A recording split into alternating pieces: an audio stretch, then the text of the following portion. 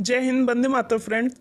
आज हम इस वीडियो में ल्यूसेंट संजीवनी पार्ट फर्स्ट लाए हैं। ज्योग्राफी, साइंस, पॉलिटी और हिस्ट्री के अति महत्वपूर्ण 50-50 प्रश्न शामिल किए हैं जो सभी परीक्षाओं के लिए अति महत्वपूर्ण हैं।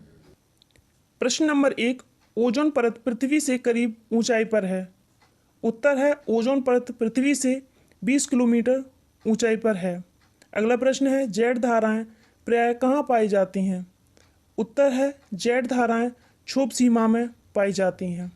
अगला प्रश्न है पृथ्वी के ऊपर मौजूद वायुमंडलीय परतों की संख्या है, तो परतों की संख्या है 5।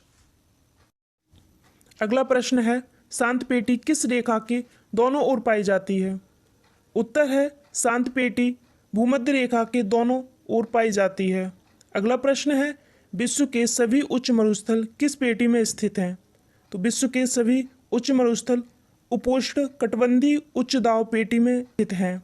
अगला प्रश्न है समुद्र तल पर औसत वायुदाब कितना होता है। तो उत्तर है 1013.25 मिलीबार। अगला प्रश्न है वातावरण में सबसे ज़्यादा ओजोन का संकेंद्र कहाँ होता है। सही उत्तर है आयन मंडल में। अगला प्रश्न है पृथ्वी की सतह से सबसे दूर वातावरणीय परत को क्या कहते हैं। तो इसका सही उत्तर है समताप मंडल कहते हैं। अगला प्रश्न है पृथ्वी के वायुमंडल का कितना प्रतिशत भाग 29 किलोमीटर की ऊंचाई तक पाया जाता है। सही उत्तर है 97%। अगला प्रश्न है वायुमंडल का सर्वाधिक स्थायी तत्व है। उत्तर है जल वाष्प। जल वाष्प वायुमंडल का सर्वाधिक स्थायी तत्व है। अगला प्रश्न है पूरे वर्ष एक ही दिशा में प्रवाहित होने वाली पवन क्या कहलाती हैं। तो ये पवनें सनातनी पवन कहलाती हैं। अगला प्रश्न है उच्च दाब क्षेत्र से भूमध्य सागर की ओर चलने वाली पवनें होती हैं, व्यापारिक पवनें होती हैं। अगला प्रश्न है व्यापारिक पवनें कहाँ से चलती हैं। इसका सही उत्तर है उपोष्ण उच्च दाब से। अगला प्रश्न है गजरती चालीसा, प्रचंड पचासा एवं चीखता साठा क्या है।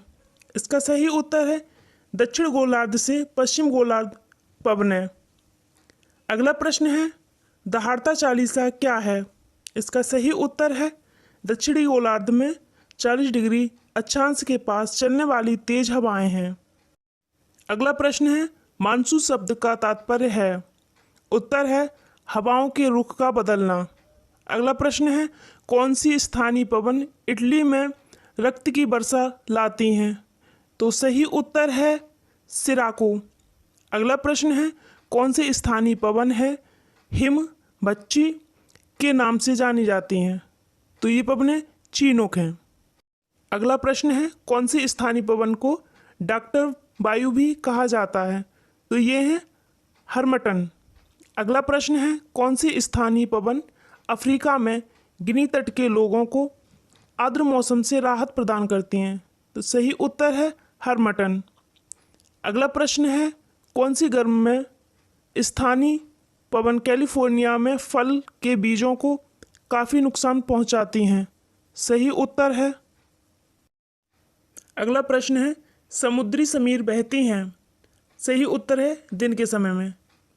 अगला प्रश्न है कौन सी पवनें गर्म धूल से लदी होती हैं तथा सहारा मरुस्थल के भूमध्य सागरीय क्षेत्र की ओर बहती हैं। तो सही उत्तर है सिरोको। अगला प्रश्न है फ्रंटल वर्षा किस कारण से होती है। तो ये वर्षा चक्रवाती गतिविधि के कारण होती है। अगला प्रश्न है किस मेघ को मोती का माता कहा जाता है। सही उत्तर है पच्छाद मेघ को। अगला प्रश्न है ऐसे घने धूसरी बादलों को क्या कहते हैं जो वर्षा करते हैं। सही उत्तर है वर्षा स्तरीय मेघ। अगला प्रश्न है सिरोको एक नाम किस अर्थ के लिए प्रयुक्त होता है। तो ये नाम एक स्थानीय पवन के लिए प्रयुक्त होता है। अगला प्रश्न है चक्रवात की उत्पत्ति किस प्रकार होती है। चक्रवात की उत्पत्ति दो भिन्न तापमान वाली वायु राशि के मिलने से होती है। अगला प्रश्न है टॉर्नेडो है। तो सही उत्तर है एक उच्च दाब केंद्र है। टॉर्नेडो एक अति उच्च दाब केंद्र है। अगला प्रश्न है उष्णकटिबंधीय चक्रवातों को ऑस्ट्रेलिया में किस नाम से जाना जाता है? तो जो उष्णकटिबंधीय चक्रवात हैं उन्हें ऑस्ट्रेलिया में विली विली नाम से जाना जाता है। अगला प्रश्न है, फिलीपींस, जापान तथा चीन सागर में जो उष्णकटिबंधीय चक्रवाती तूफान आते हैं उन्हें क्या कहते हैं? तो इन तूफानों को टाइफून कहते हैं। अगला प्रश्न है, हरिकेन चलते हैं, तो हरिकेन मिसिसिपी घाटी में चलते हैं। अगला प्रश्न है, चक्रवात का शांत क्षेत्र क्या कहलाता है? तो चक्रवात का शांत क्षेत्र चक्षु कहलाता है। अगला प्रश्न है, चक्रवात की आकृति किस प्रकार की होती है? आंसर है अंडाकार। चक्रवात की आकृति अंडाकार होती है। अगला प्रश्न है, टॉर्नेडो का मुख्य संबंध है। टॉर्नेडो का मुख्य संबंध उत्तरी अमेरिका से है। अगला प्रश्न है, कौन सा देश टाइफून से प्रभावित रहता है?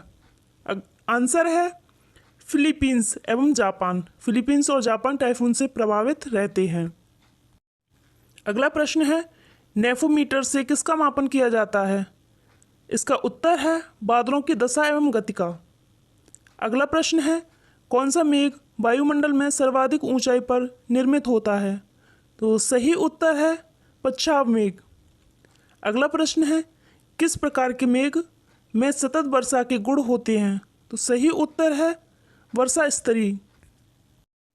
अगला प्रश्न है, हिम से हिम, वृष्टि और ओला किसके रूप में है? तो उत्तर है इसका संघनन के रूप में। अगला प्रश्न है, बादल फटने का क्या अर्थ है? इसका उत्तर होगा भारी तूफान के साथ असाधारण रूप से भारी वर्षा। अगला प्रश्न है, विश्व की सबसे बड़ी झील कौन सी है? तो विश्व की सबसे बड़ी झील कैस्पियन सागर है। अगला प्रश्न है, विश्व की सर्वाधिक गहरी झील कौन सी है? तो विश्व की सर्वाधिक गहरी झील बैकाल झील है। अगला प्रश्न है, सबसे बड़ी खारे पानी की झील कौन सी है? तो सबसे बड़ी खारे पानी की झील कैस्पियन सागर है। अगला प्रश्न है, विश्व की सर्वाधिक ऊंचाई पर स्थित झील कौन सी है? इसका उत्तर है टिटिकाका झील।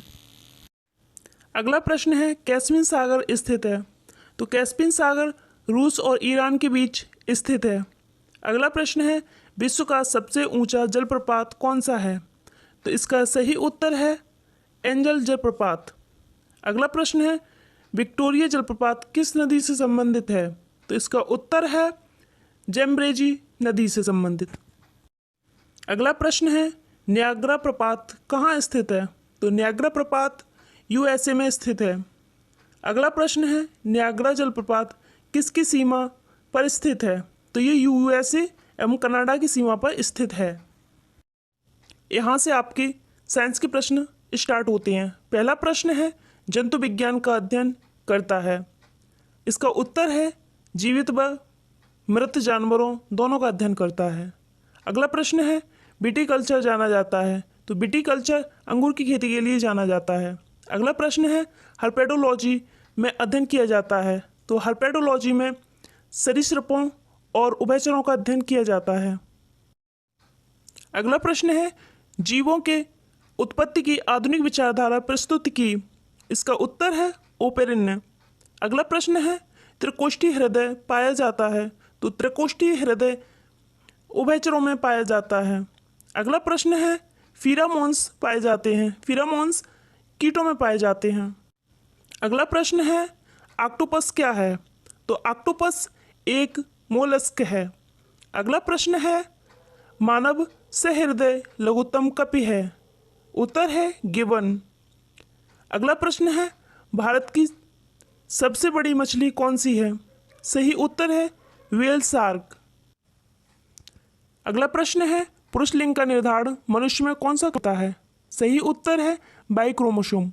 अगला प्रश्न है, डीएनए की द्विकुंडली संरचना किसके द्वारा दी गई थी? तो इसका सही उत्तर है वाटसन एवं फ्रिक के द्वारा। अगला प्रश्न है, विकास के उत्परिवर्तन सिद्धांत का प्रतिपादन किसने किया था? सही उत्तर है ह्यूगो डी ब्रिज ने। अगला प्रश्न है, पृथ्वी पर सबसे पुराना जीव कौन सा है? तो सबसे पुराना जीव हरित नील शैवाल है। अगला प्रश्न है, डायनासोर रहे, डायनासोर मीसोजोइक युग में रहे थे। अगला प्रश्न है, प्लेटलेट्स पाए जाते हैं, तो प्लेटलेट्स रुधिर में पाए जाते हैं। अगला प्रश्न है, किसे कोशिका की आत्मघात थैली के रूप में जाना जाता है?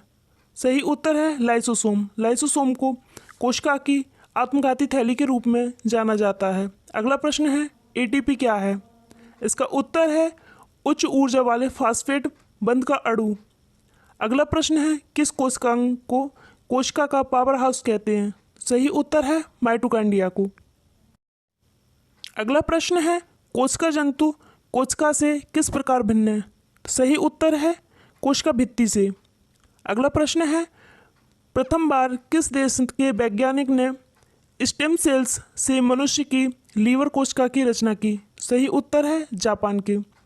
अगला प्रश्न है, राइबोसोम किसके स्थल कहे जाते हैं? सही उत्तर है प्रोटीन निर्माण के।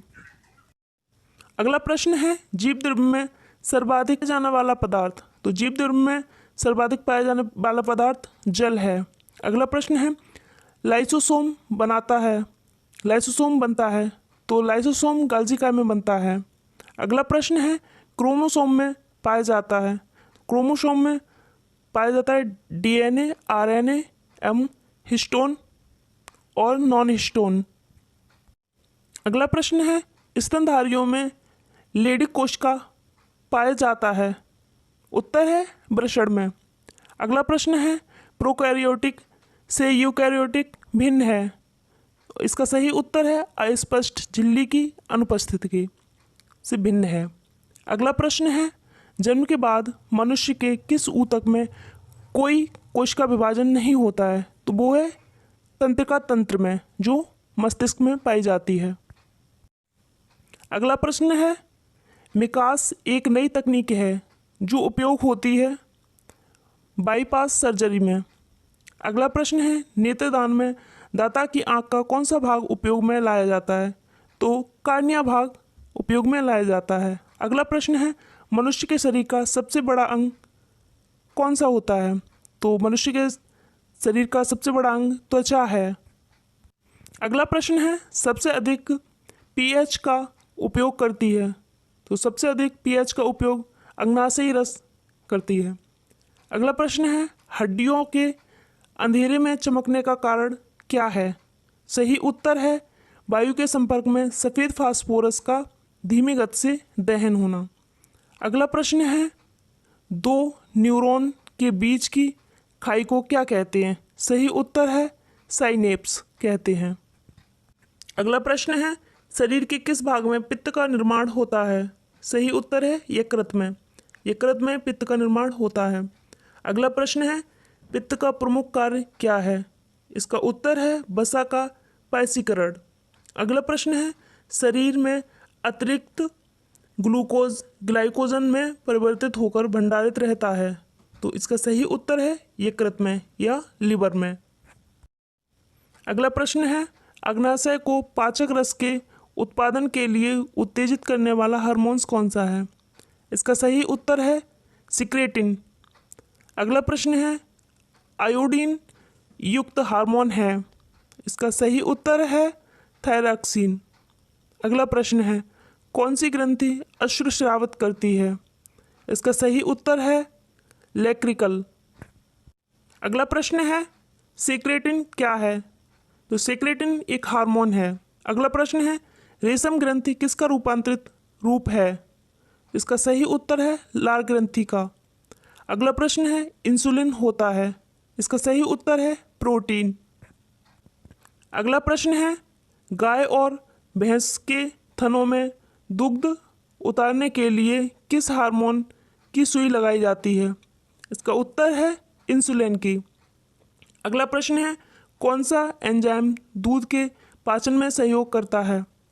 तो इसका सही उत्तर है रेनिन। अगला प्रश्न है, कौन सा हार्मोन लड़ो या उड़ो की धारणा से संबंध है? इसका सही उत्तर है एड्रीनेलिन। अगला प्रश्न है, मानव शरीर में सबसे छोटी ग्रंथि कौन सी है? इसका सही उत्तर है पिट्यूटरी ग्रंथि सबसे छोटी ग्रंथि होती है। अगला प्रश्न है, मानव शरीर में कौन सी ग्रंथि अंतःस्रावी एवं बहिःस्रावी दोनों ही प्रकार की ग्रंथि है? इसका सही उत्तर है अग्नाशय। अगला प्रश्न है, मानव शरीर की सबसे बड़ी ग्रंथि कौन सी है? तो मानव शरीर की सबसे बड़ी ग्रंथि यकृत है या लीवर है। अगला प्रश्न है, मानव शरीर में यूरिया संश्लेषण होती है। इसका सही उत्तर है यकृत में या लीवर। अगला प्रश्न है, अल्कोहल के निराविषम के लिए मानव अंग में कौन उत्तरदायी है? सही उत्तर है यकृत या लीवर। अगला प्रश्न है, अधिक दिन तक उपचार करने पर लीवर पर क्या प्रभाव पड़ता है? इसका सही उत्तर है लीवर में ग्लूकोज स्तर कम हो जाता है। यहाँ से आपके हिस्ट्री के प्रश्न स्टार्ट होते हैं। पहला प्रश्न है, पूर्व पाषाणकालीन मानव का मुख्य धंधा क्या था?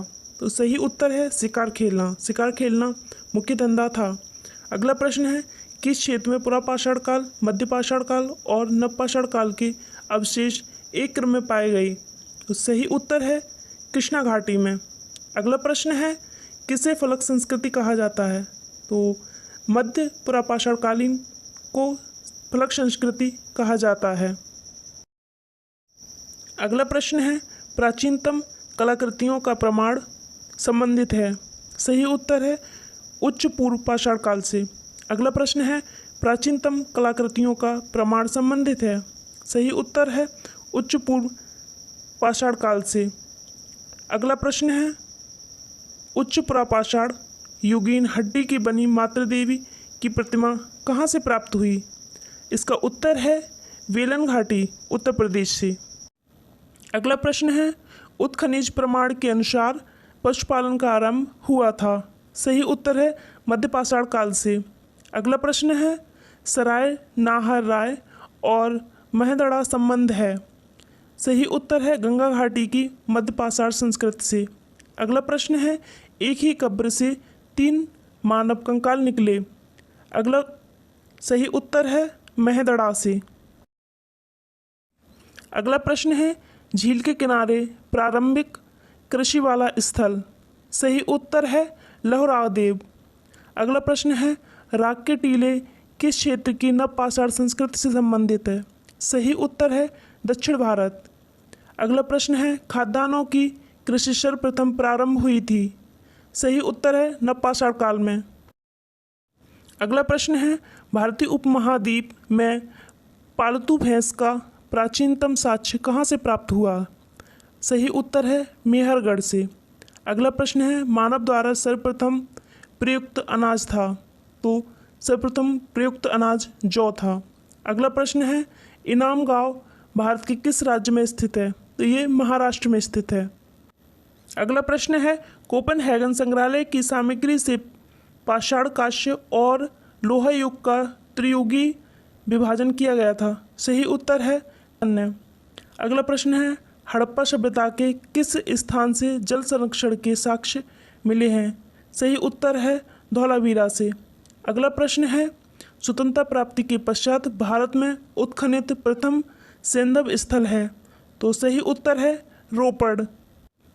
अगला प्रश्न है, वस्त्रों के लिए कपास की खेती का आरंभ सबसे पहले किया। सही उत्तर है भारत में किया गया था। अगला प्रश्न है, सिंधु सभ्यता संबंधित है। तो सिंधु सभ्यता आद्य ऐतिहासिक युग से संबंधित है। अगला प्रश्न है, हड़प्पा सभ्यता की अधिकांश मुद्राएं बनी हुई हैं। तो ये अधिकांश मुद्राएं सेलखड़ी से बनी हुई हैं। अगला प्रश्न है, भारत के सबसे बड़ा हड़प्पन पुरास्थल है।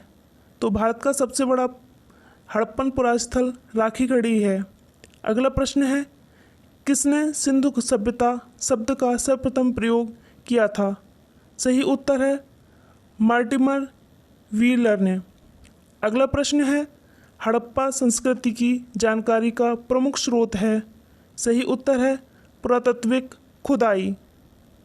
अगला प्रश्न है, भारत में स्वतंत्रता के बाद सर्वाधिक संख्या में हड़प्पन स्थलों की खोज हुई थी। सही उत्तर है गुजरात में।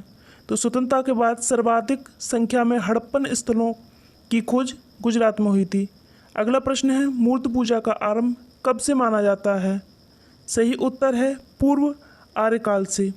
अगला प्रश्न है, सिंधु घाटी की सभ्यता के किस पुरा स्थल से नाव के चित्र या मॉडल प्राप्त हुए? तो सही उत्तर है मोहनजोदड़ो एवं लोथल से। अगला प्रश्न है, ऋग्वेद में उल्लिखित दशरथ युद्ध किस नदी के तट पर लड़ा गया था? सही उत्तर है पारशुरी या रावी नदी के। अगला प्रश्न है, कौन सा अभिलेख ऋग्वैदिक देवताओं का उल्लेख करता है? सही उत्तर है बोगज कोई। अगला प्रश्न है, गंगा एवं यमुना नदी का साथ साथ उल्लेख सर्वप्रथम कहाँ मिलता है? सही उत्तर है ऋग्वेद में।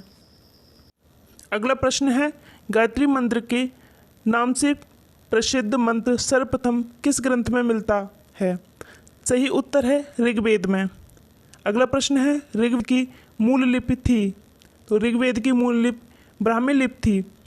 अगला प्रश्न है, ऋग्वेद में सर्वप्रथम संख्या में मंत्र संबंधित हैं अग्नि से। अगला प्रश्न है, प्राचीन भारत में निष्क नाम से जाने जाते थे? सही उत्तर है स्वर्ण आभूषण। अगला प्रश्न है, ऋग्वेद में किसी मंडल का प्रथम सूक्त पर्याय किस देवता के लिए है? तो सही उत्तर है अग्नि देवता के लिए।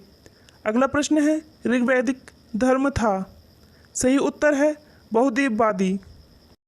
अगला प्रश्न है, जैन धर्म के संस्थापक हैं? तो जैन धर्म के संस्थापक ऋषभदेव हैं। अगला प्रश्न है, पार्श्वनाथ की शिक्षाएं संग्रहित रूप से जानी जाती हैं? सही उत्तर है चतुर्यान नाम से। अगला प्रश्न है, महावीर का प्रथम अनुयायी कौन था? महावीर का प्रथम अनुयायी जमाली था। अगला प्रश्न है, बुद्ध का जन्म कहाँ हुआ? सही उत्तर है लुम्बिनी में। अगला प्रश्न है, बुद्ध की मृत्यु जहाँ हुई थी वह स्थान अब कहाँ है? तो वह उस स्थान अब उत्तर प्रदेश में है। अगला प्रश्न है, बुद्ध के महापरिनिर्वाण की तिथि क्या थी? सही उत्तर है 483 ईसा पूर्व। अगला प्रश्न है, सारनाथ में अपना प्रथम प्रवचन किसने दिया? सही उत्तर है महात्मा गांधी ने। अगला प्रश्न है, बुद्ध के उपदेश किससे संबंधित हैं? सही उत्तर है आचरण की शुद्धता व पवित्रता से संबंधित हैं। अगला प्रश्न है, बुद्ध संघ में भिक्षुणी के रूप में स्त्रियों के प्रवेश की अनुमति बुद्ध द्वारा दी गई थी? सही उत्तर है वैशाली में। अगला प्रश्न है, भगवद गीता मूलक महाभारत के किस धर्म का अंश है? सही उत्तर है भीष्म पर्व। अगला प्रश्न है, भारतीय दर्शन की प्रारंभिक शाखा कौन है? सही उत्तर है सांख्य। अगला प्रश्न है, किस देवता को कला में हल लिए प्रदर्शित किया गया है? सही उत्तर है बलराम को। अगला प्रश्न है, रामायण के किस कांड में राम और हनुमान की पहली भेंट का वर्णन है? सही उत्तर है सुंदरकांड में।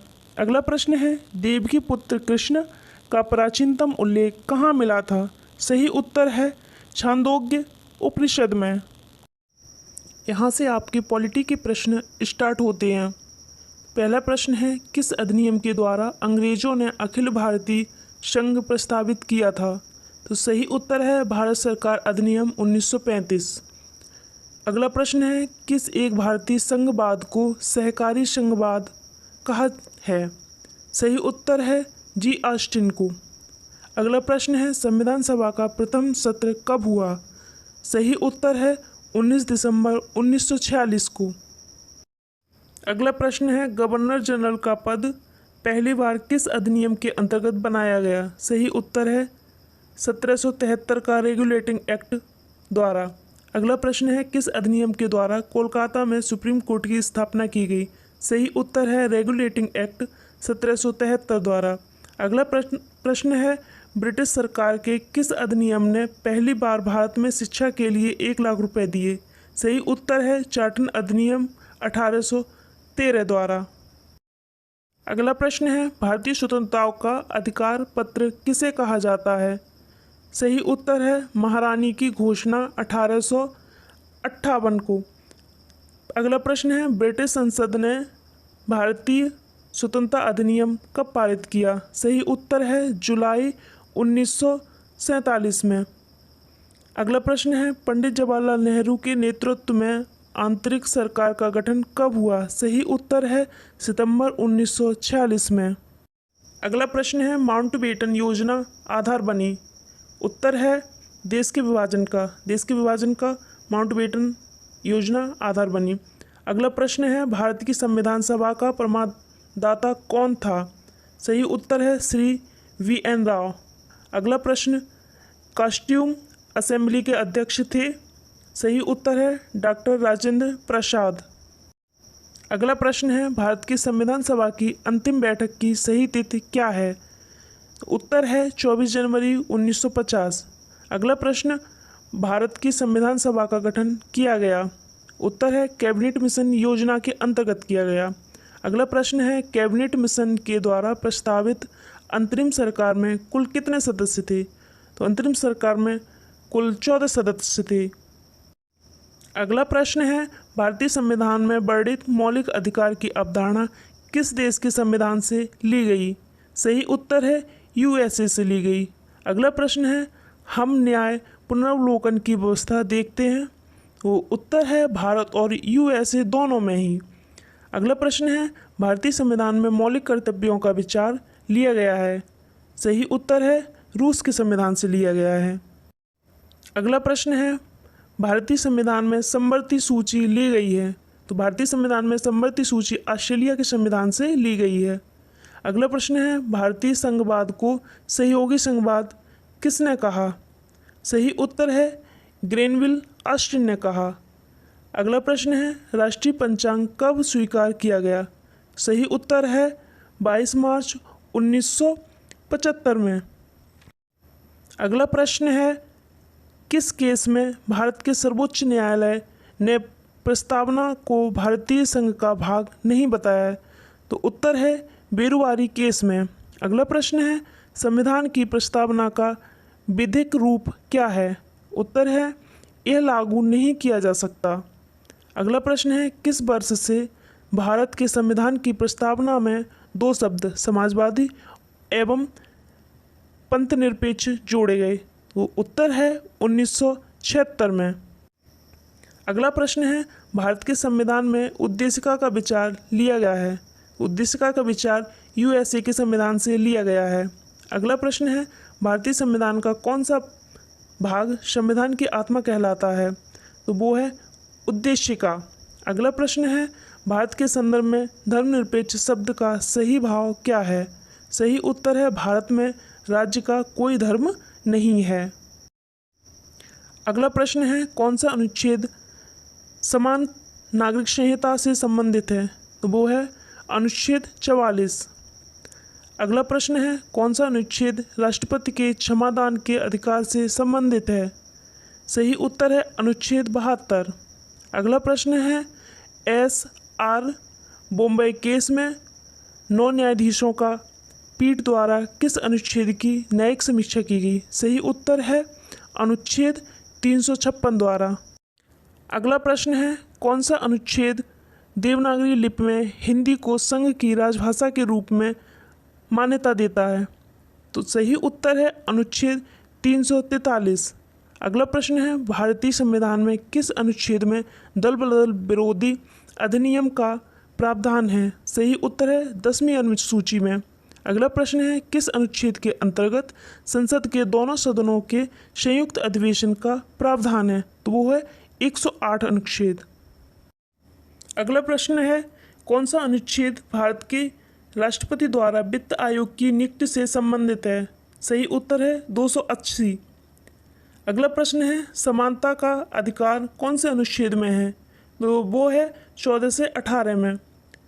अगला प्रश्न है शोषण के विरुद्ध अधिकार कौन से अनुच्छेद में है? तो वो है 23 से 24वें अनुच्छेद में। अगला प्रश्न है धार्मिक स्वतंत्रता का अधिकार कौन से अनुच्छेद में है? तो उत्तर है अनुच्छेद 24 से 28 में।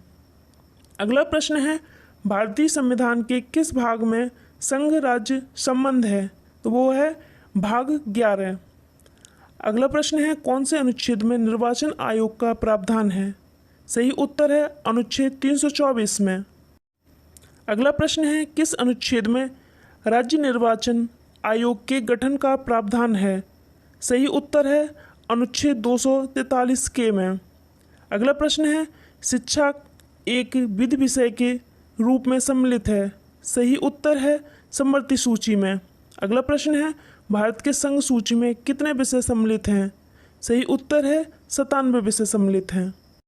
अगला प्रश्न है भारतीय संविधान का छुआछूत उन्मूलन से संबंधित अनुच्छेद है, तो वो है अनुच्छेद 17।